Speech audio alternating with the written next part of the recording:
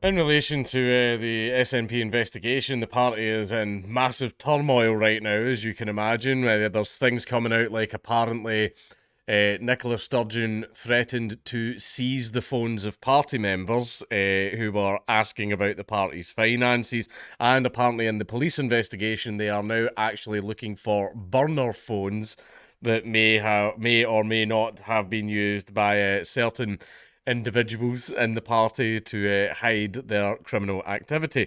But the latest thing that's coming out as well is donors to the SNP, people that actually donated the money that ended up going missing, want their money back. It's crazy that, isn't it? SNP will miss out on £1.2 million if it fails to file accounts, the Westminster chief warns. Mr Gardner urged others to act while they still can, warning that he might be the last train out of the station. SNP's Westminster Group will miss out on £1.2 million of funding if it does not file accounts next month, leader Stephen Flynn has warned. Its 45 MPs make the SNP Parliament's third biggest party, entitling it to financial assistance called short money. But Mr Flynn, who heads the Westminster Group, said it is struggling to find auditors, raising fears it could miss the May 31st deadline to file accounts. He told Good Morning Scotland the SNP is doing everything possible to meet the deadline, but finding auditors had proved harder than expected because it seems that a lot of auditors are kind of just going, nah. Nah, I kind of don't want anything to do with that. Mr Flynn says he only became aware of the SNP Westminster Group's lack of auditors in February, having been leader since December when Ian Blackford quit. He said, I thought it would be a relatively straightforward process to go and secure new auditors. That's obviously proven to not be the case. We need to have our accounts for short money in place by May 31st, I believe. So every effort that can be made to ensure that happens is being made, and of course we're in contact with the House of Commons authorities meantime in relation to it. Mr Flynn blames the difficulties on the financial year being nearly over and overall challenges with the party's finances. That's putting it lightly, to be honest. The warning came as disgruntled SNP donors were urged to claim refunds from the party while they still can, after one recovered almost £500 in IndieRef2 donations. Former SNP member James Gardner was shocked with the direction of the party and asked fundraiser Jim Henderson for a refund in March. He was unhappy with the treatment of former leader Alex Salmond and its efforts to secure Scottish independence. But I mean, they had a bunch of money to try and secure Scottish independence. It's just that money just kind of went just kind of vanished. It was weird. The 72-year-old did not offer a receipt to support his claim, but last week £480 was deposited into his account. Mr Gardner told Scottish newspaper The Herald he was glad he sought the refund and urged others to act while they still can. He raised fears a wave of donors asking for their money back could devastate the party's finances, and I think a lot of people are about to start doing that, especially now that it's coming out that there could be allegedly a high chance that any money that they just donated was going straight into politicians' pockets.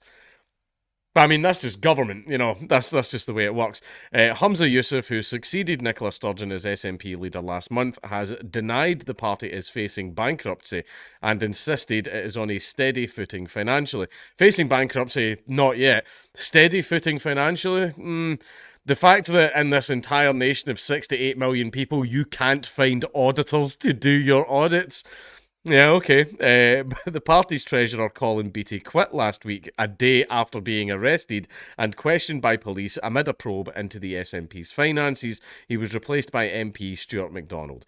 Mr Beattie's arrest and resignation followed the arrest 2 weeks ago of Miss Sturgeon's husband and former SNP chief executive, Mr Murrow, who was released without charge pending further inquiries. Police Scotland is currently investigating the matter of £660,000 that was raised by the SNP for Scottish independence campaigning, following allegations of donations fraud. The party still owes money to Mr Murrow, who loaned the SNP £100,000 in 2021, Mr Yousaf confirmed last week. And apparently it might have been some breach of ministerial code or something for him to lend £100,000 of his own money to the SNP. Mr Gardner said, I might be on the last train out of the station. He added, if folk just threw in a tenner, they might be willing to write it off, but for folk like me, somebody who gave a monthly sub, the tenors add up, so it's worth going after it. If they're not even going to try for independence, then they've basically tricked you. And I will say that the party seems more obsessed with transing your children than actually getting independence. An SNP spokesman says, as the case for Scottish independence becomes more compelling than ever, the SNP is the only party that will ensure Scotland's priorities are put first, protect Scottish democracy, and get rid of the Tories for good. I don't think that's going to happen.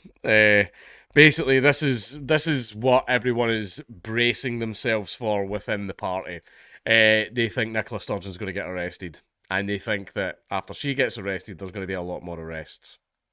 That is what apparently they're all bracing themselves for. And one thing that if it does turn out that all the money, like the point of the SNP, they're a single issue party. They are for Scottish independence. Well, sorry, they think they're for independence. They want to put us straight back into the EU, wherefore we'll be independent for like 5 minutes until we rejoin. So they're not an independence party. They have the SNP's version of independence. That is their single issue. And if it turns out that they were taking money that was supposed to go towards this single issue and just pocketing it themselves, the SNP's done. They're done. Because they don't actually care about the single issue, the reason that people vote for them. They don't actually care about it. They care about enriching themselves, which is what every single politician does. Why do you think people get into politics? Why do you think they want to be that little custodian for 4 years? So that they can pocket as much money as they can and then go fucking retire to fucking Magaluf or something like that. Hey, politics.